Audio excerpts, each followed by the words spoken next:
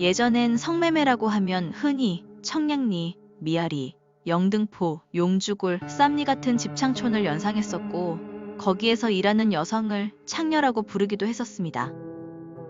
이런 곳은 일부 특정한 극소수의 여성들만 일하는 곳이었던 것 같습니다.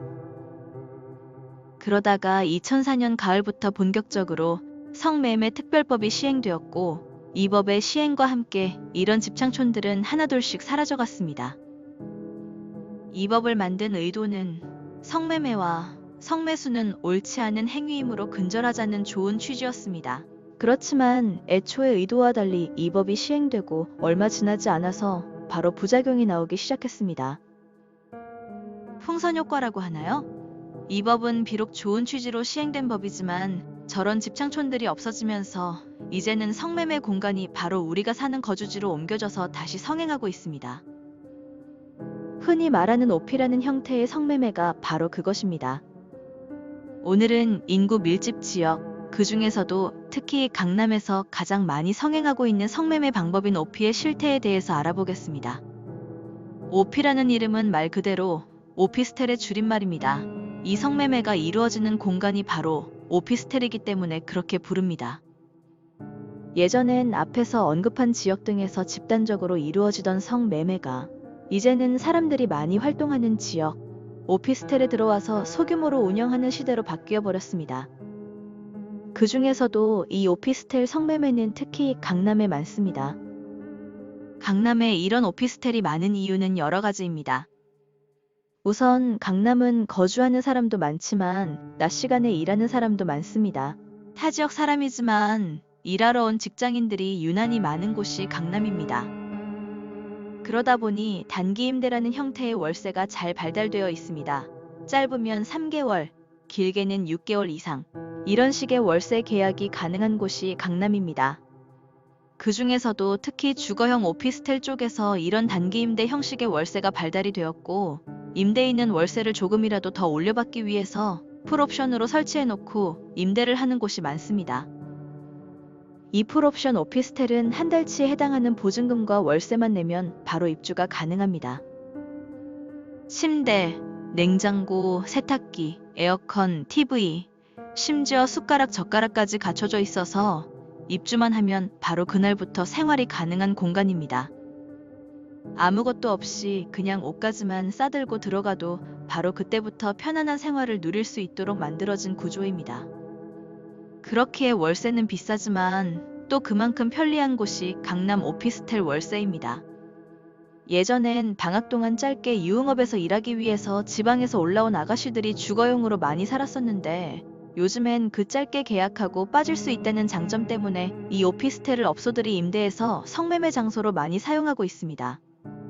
독립적인 공간, 출입문 CCTV, 침대, 화장실, 샤워시설. 성매매를 하기 위해 좋은 조건들이 워낙에 잘 갖추어진 데다가 단속을 피하기 위해 짧게 몇 달만 사용하고 또 다른 오피스텔로 이동하면 되니까요. 그러다 보니 단속기관이 오피스텔 성매매 정보를 입수하고 단속을 하러 가도 이미 영업할 만큼 하고 다른 곳으로 옮겨버려서 단속에 실패하는 경우도 많다고 합니다. 그렇기 때문에 이 풀옵션 오피스텔은 성매매 업자들이 짧게 치고 빠지기에 더할 나위 없이 좋은 곳입니다. 이러한 장점들 때문에 강남에는 이런 성매매 오피스텔이 많습니다. 흔히 성매매는 주로 어두워진 밤 시간에 이루어진다고 생각하는데 실제로는 그렇지 않습니다. 강남 오피스텔에서는 낮에도 무수히 많은 성매매가 이루어지고 있습니다. 많은 직장인들이 점심시간을 이용해서 잠깐 들리기도 하고 외근 등을 나와서 시간이 나면 막간을 이용해서 잠깐씩 들리기도 하는데 이 틈새 시장의 규모도 무시할 수준이 아니라고 합니다. 그러다 보니 낮 시간대의 오피스텔에서는 일하는 아가씨를 구하는 게 쉽다고 합니다. 낮 시간에 일하는 여성을 주간조, 밤 시간에 일하는 여성을 야간조라고 하는데 많은 여성들이 야간조보다 주간조로 일하는 걸 선호한다고 합니다. 그도 그럴 것이 부모님께 매번 밤에 나간다 고 말하는 것은 어렵지만 낮에 몇 시간 외출은 너무나 쉽기 때문입니다. 밤에 친구 만나러, 알바하러 등등 꾸준히 밤 외출을 하는 것은 정말 어렵겠죠. 대부분의 부모님은 밤에 딸이 자주 외출하는 것을 좋아하지 않습니다. 반대로 낮에 외출하는 걸 의심하는 부모님은 거의 없습니다. 잘 키운 예쁜 딸이 학원, 학교, 알바, 친구 등등 핑계로 나가서 설마 낮에 성매매를 하고 있을 거란 상상은 도저히 할 수가 없을 테니까요. 이러니 예전 집창촌 시대에는 정말 특정한 소수의 몇 명만 일했지만 지금은 그냥 길거리에서 흔히 마주치는 흔하디흔한 20, 30대의 여성들이 일하는 시대가 되어버렸습니다. 낮이건 밤이건 그냥 본인이 원하는 편한 시간대에 몇 시간만 일하고 오면 꽤 많은 돈을 번다는 사실. 사고 싶은 거 많고 쓰고 싶은 거 많은 나이인데 참기 힘든 유혹인 건 분명하겠죠. 예전에 성매매란 집창촌에서 전문적으로 몸을 파는 창녀라는 인식이 강했던 반면 요즘엔 깔끔한 오피스텔에서 하루 몇 시간만 일하면 되는 고수익 알바라는 개념이 생긴 것 같습니다. 심지어 이것이 성매매인 것을 본인 스스로 알면서도 창녀와는 다르다는 이상한 생각도 하는 것 같습니다. 이 오피스텔 성매매가 바로 예전 집창촌에 변형된 형태인 걸 잘 모르는 여성들이 많아진 것 같습니다.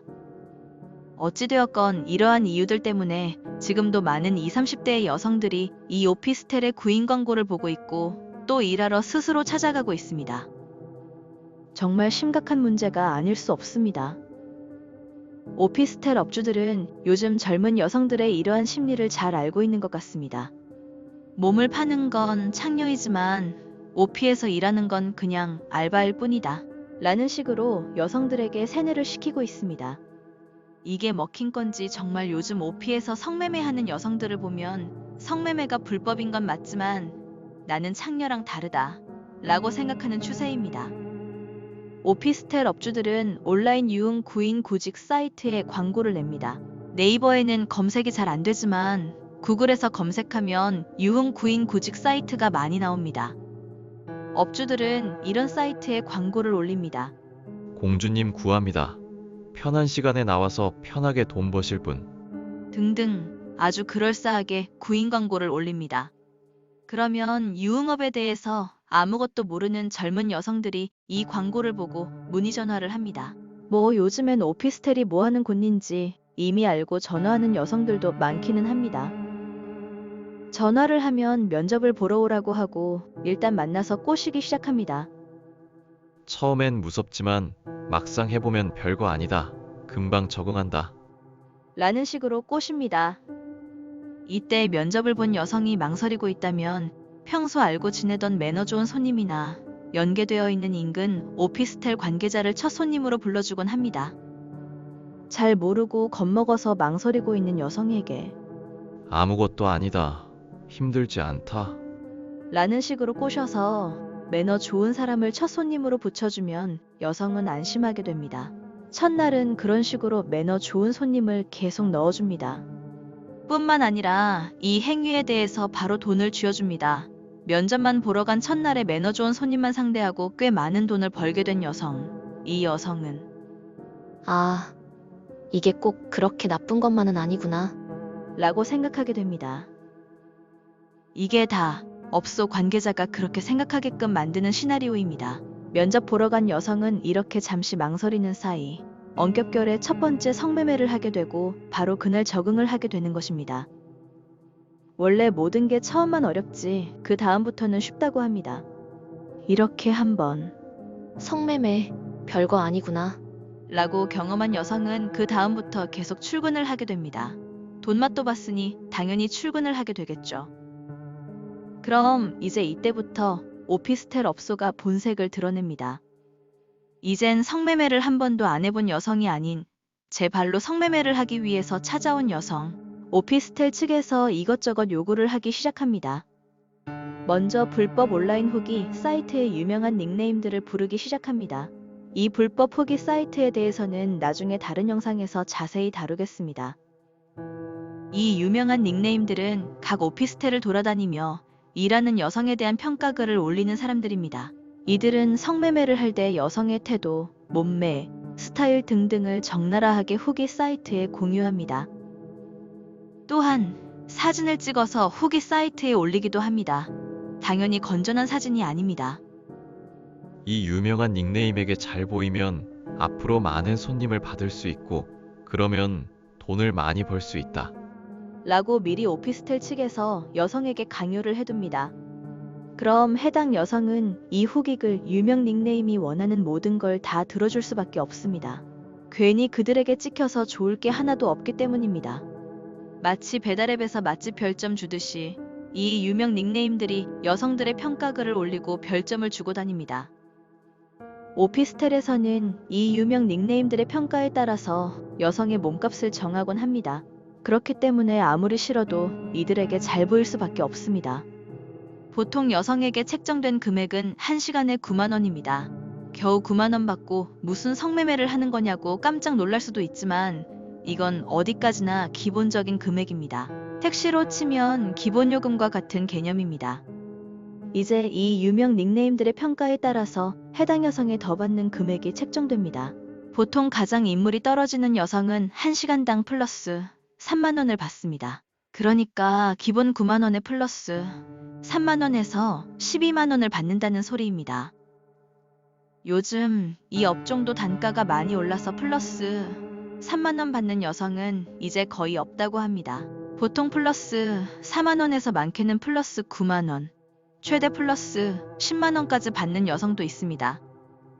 플러스 6만 원 정도가 보통이라고 쳤을 때 기본 9만 원에 더하기 6만 원 하면 여성은 성매매 1시간당 15만 원을 받는 겁니다.